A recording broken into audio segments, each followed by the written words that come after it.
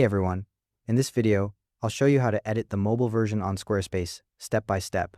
I'll be showing you this on a Squarespace 7.1 site using a computer browser. First, log into your Squarespace dashboard and go to the Pages menu in the left sidebar.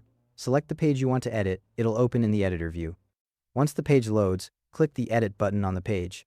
You'll see an Add Block button appear in the top left corner of your sections, and the page becomes fully editable. Now, switch to Mobile View. Click the mobile icon in the top right corner of the editor. You might need to move your mouse over the preview frame and click the arrow to reveal the device icons first. The screen will adapt to show a smartphone-sized preview of your page.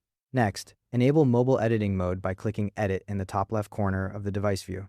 The mobile preview becomes fully interactive, and you can now rearrange and customize blocks specifically for mobile without affecting your desktop layout.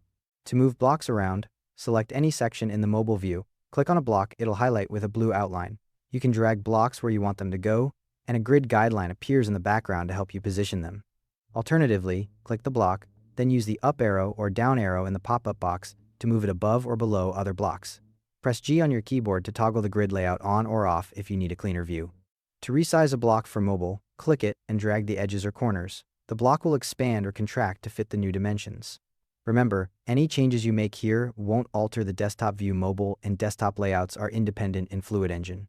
If you want to hide a block on mobile entirely, click the block, then look for the eye icon. It should appear in a toolbar when the block is selected, and choose Hide on Mobile.